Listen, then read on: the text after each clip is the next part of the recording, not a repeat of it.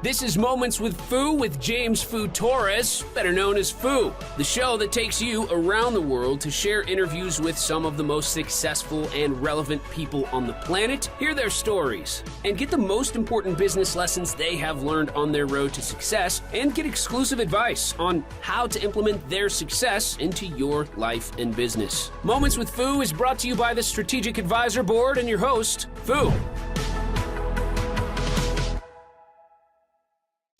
Welcome to Moments with Foo. I'm your host, James Foo Torres, but you can call me Foo, hence the name of the show. And today I have Michael Ungoco. He is an expert on mergers and acquisitions and also in growing companies such as 5Xing local businesses in the next 18 months. So I'm going to let him talk to you more about that. But first, Michael, how are you? I'm doing great, Foo. You look great. Thank you.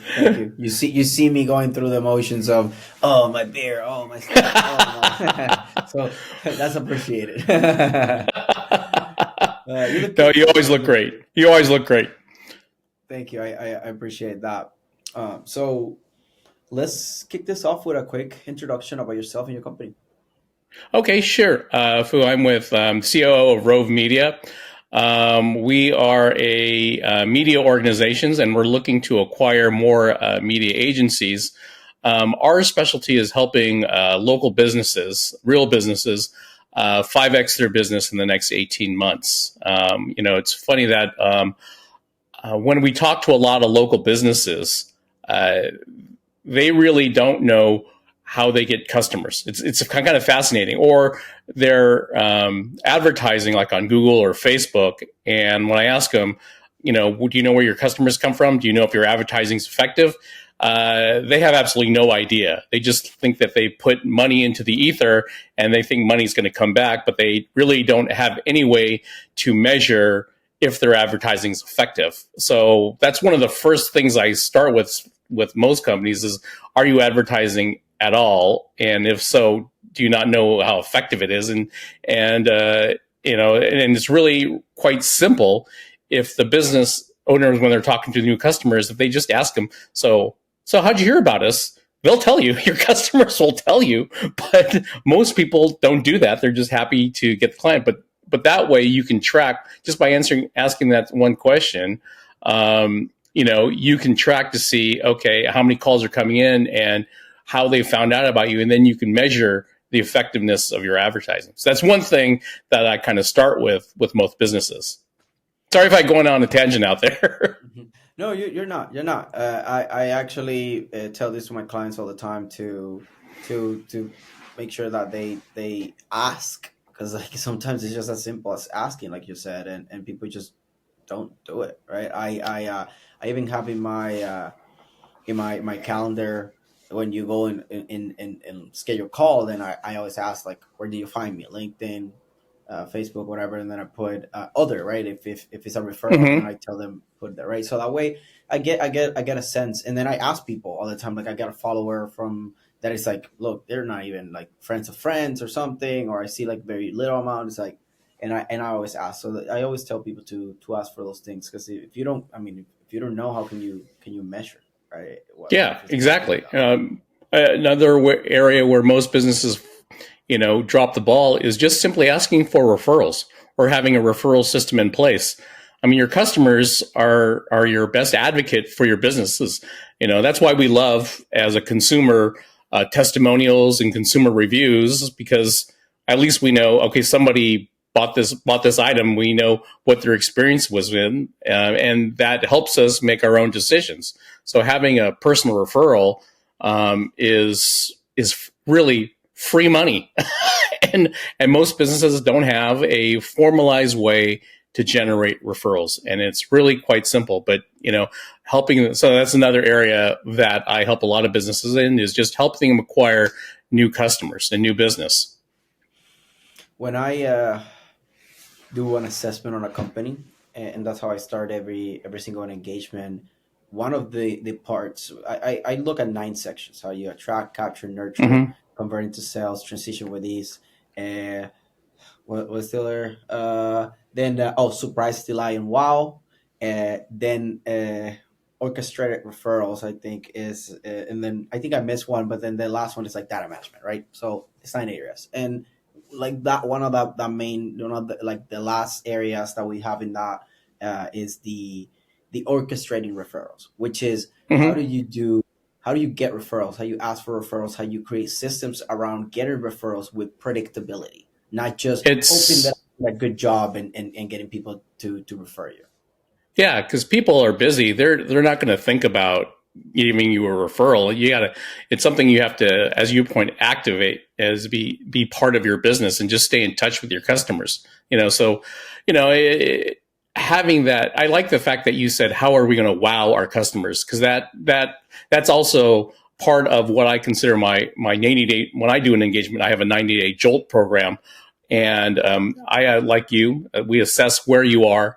How can we make your business? How I call it the level up program. How can we take where you are right now and level it up to where you deliver a premium service to your customer? And I like the fact that you encompass wow, because how can we wow our customers? Because that's essentially what you want to do as a business. You want to do all the thinking for your customer and take it out of their hands so that they think it's a complete thing that you're offering them, and that the only thing they have to do is say yes. You provide so much value to your customer that the idea that your price is high never occurs to them because you're giving them so much.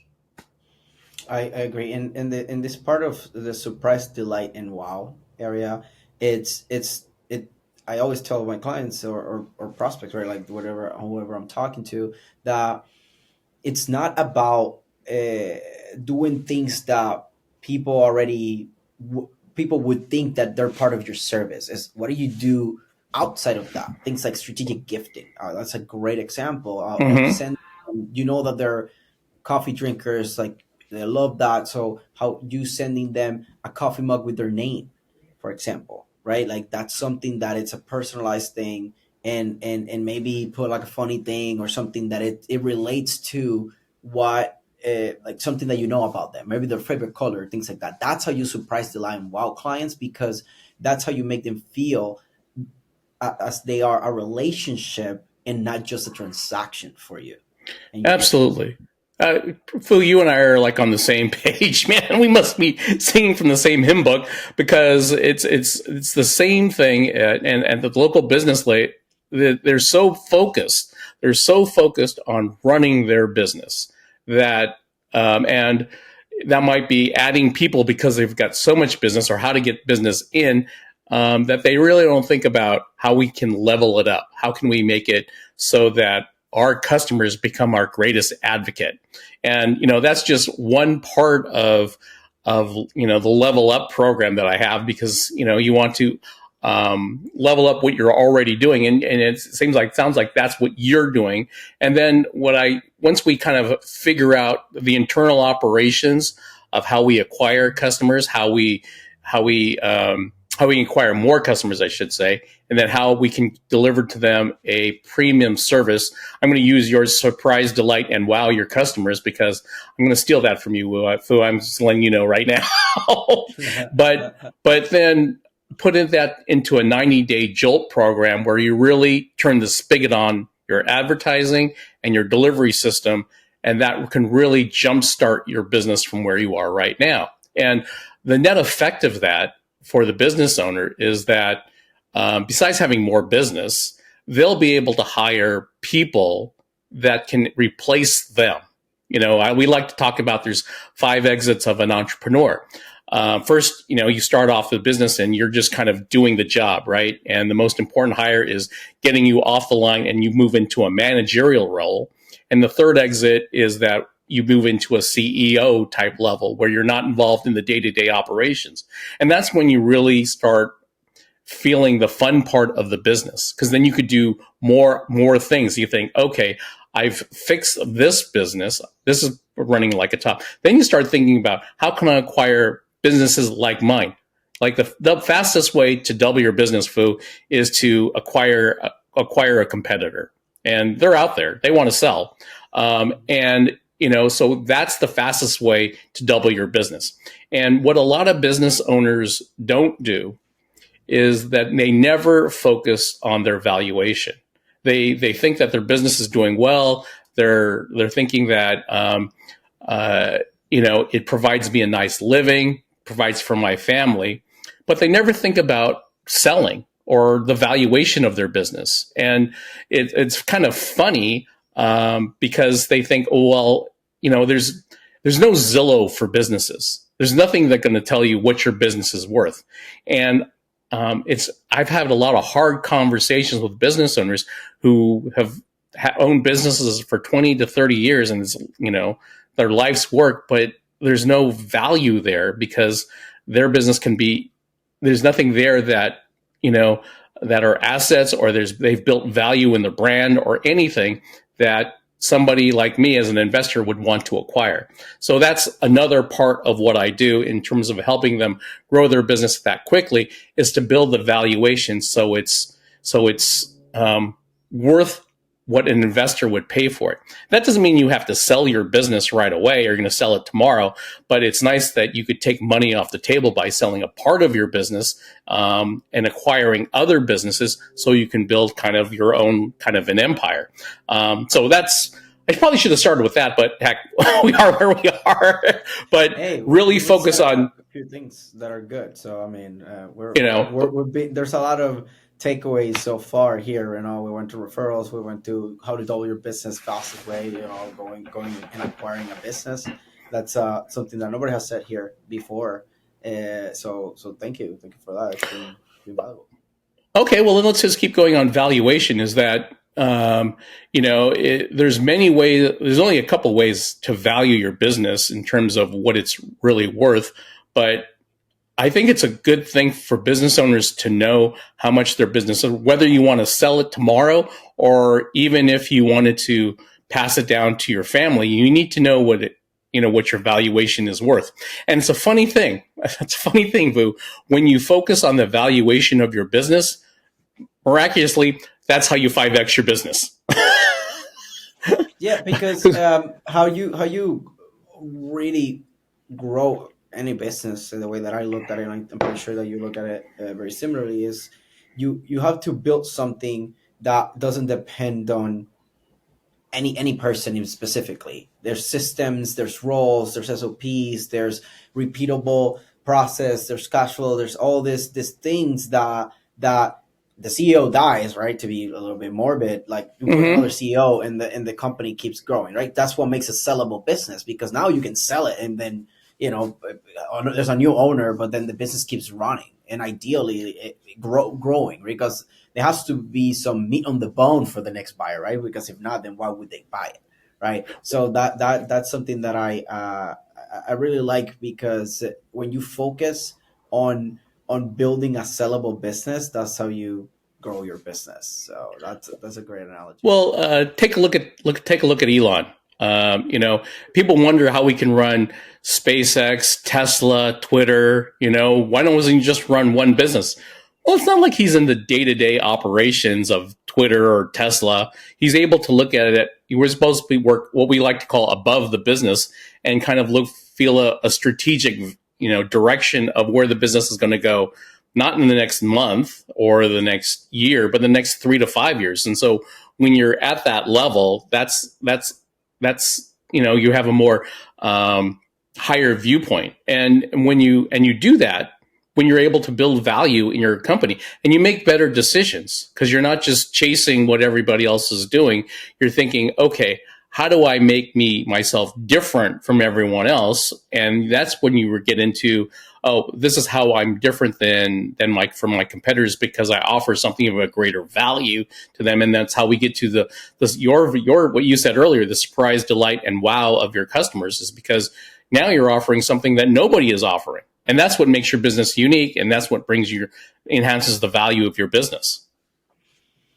I completely agree. And going back to the point when you said the fastest way to double a business was by acquiring another business, I've never thought about it that way, like I said earlier. And one thing that came to mind, because this is how one of the simplest ways that I've seen to double a business is to be able to get more customers out of the same leads. And a simple way to do that is to implement things like long-term nurture, for example. Mm-hmm.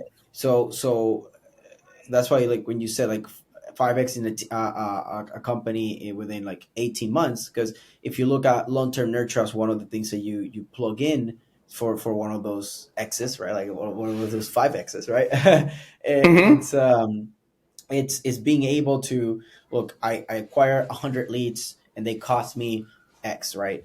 But then Mm-hmm. if for the same price, then you're able to establish long-term nurture where you start getting from those same leads customers 6 months, 9 months, 12 months, or even 18 months down the line from the same leads, just by having a couple email nurture or maybe some content, like a podcast, social media, and things like that. Then just keeping people hooked, so when they are ready, so then instead of turning 10% of those leads, then you turn 20% of the same leads at basically the same cost, right? Because like the nurture part is something that is just kind of Mm-hmm. part of your operations, and maybe if you add it has a little bit of cost, but not much really. So now that's how you double a business pretty easy. So that's what came to mind to me, and then you said those things. I was like, oh, that's cool. Like nobody has said that part, which is cool. And then we went in that tangent, and now like I just brought it back a little bit to what I thought when you said that. Another thing you can do is, we've talked about, referrals earlier, and we thought about referrals coming to your business. That doesn't mean you can't refer your customers to another business that's a complementary business. And we like to call that a bolt-on, where there's a relationship where referrals can go back and forth between the two of you, but so you're helping each other. And if and it gives you a chance to learn about that other business, and then think, maybe I should acquire that business. And so now I'm not just doing one thing, I'm doing two things. And that, and that's a good way to build your acquisition criteria. Like look at your business right now. Let's say you go acquire a competitor, or I'm just speaking out loud from a strategic standpoint, and then you could look at what are complementary businesses that I can refer to and potentially acquire down the road. Then you look at you can even look at it from a cost standpoint. Who was my biggest my biggest vendor, and how important I am to them. For example, I've had business owners that if let's say you're a business and you deploy hire a marketing agency to do business for you, and you become so big that you maybe be 25 to 30% of that marketing agency, right? And that's a cost to you. Well, why don't you get a piece of that? Why don't you go strike a relationship with that marketing and say, listen, I represent 30% of your business. I want some equity. I want some equity. I'm looking for partners that I can grow with, because I know that I can build a business and I can grow marketing agencies, because I need more leads for my business. So as I acquire other businesses, then I'm going to send business your way, and I want some equity in your business coming back to me. So all of a sudden, that cost, that market agency that was once a cost to you, is now a profit center to you.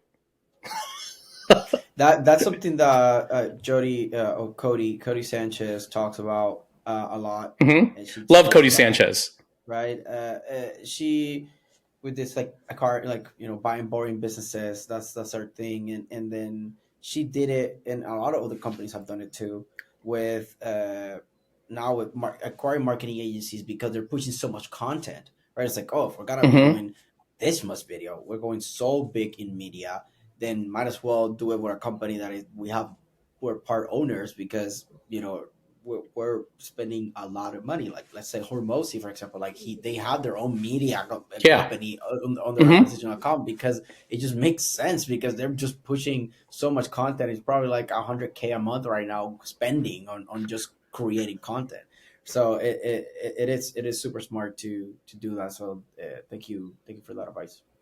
Yeah, sure, no problem. Doesn't it make more sense to pay yourself than pay someone else? Right? I love doing that. That's something that thankfully I've surrounded myself with the right people. I listen and read to the right people too, and I've learned that. And I'm always the way that I position myself as a fractional CMO. That's my Mm-hmm. most typical positioning. And the way that I do it is look, I want to be driving traffic to you, but then let me get a percentage of revenue, for example. So I do things like we talked about before, right? The Yeah. last client that I Yeah. closed, I did a 10% of top line revenue. So it's like, look, Mm-hmm. let me just incentivize me in a way that I'm gonna really grow this, because then my 10% becomes bigger, right? So those are the great ways to bring top talent, that you can, hey, like, not just an agency search with talent too, like you can do things like that. And I always connect my clients between each other. Like, I'm the CMO of Retreat Boss, I'm the CMO of Oasis Tax Advisory Services, and they have a retreat now coming up next month. And guess what? I connect them with Retreat Boss, and then I have a percentage on like a percentage of referral, percentage of top revenue, right? Like, all these things that There you go.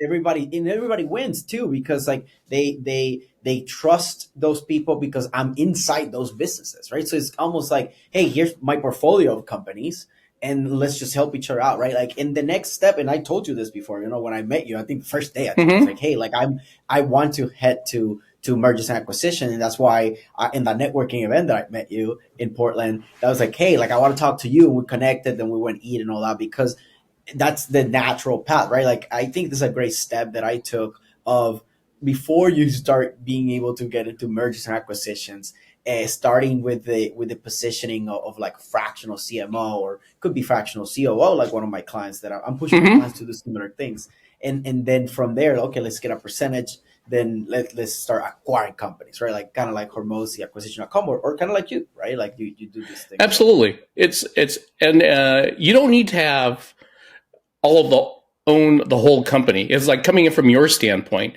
as a CMO. You don't need to necessarily own all the company. You just need to have a little piece of this. You can have a rather 100% of one company, or a lot of slices of a lot of companies. definitely, And there's definitely. something to have, and there's something to be called having a lot of slices of a lot of companies, because it helps everybody, because you're able to work across the matrix of companies that you own, and integrate them all within you, because they wouldn't have known about those other companies. They would be flying blind to find those services and thinking, okay, I hope this guy works out, but they have no idea. But you working inside, saying, oh, okay, these guys, I know what they're going to deliver. I know what service where they're going to deliver. Plus, they're so they're going to take care of us. So we're confident that we're going to get what we want.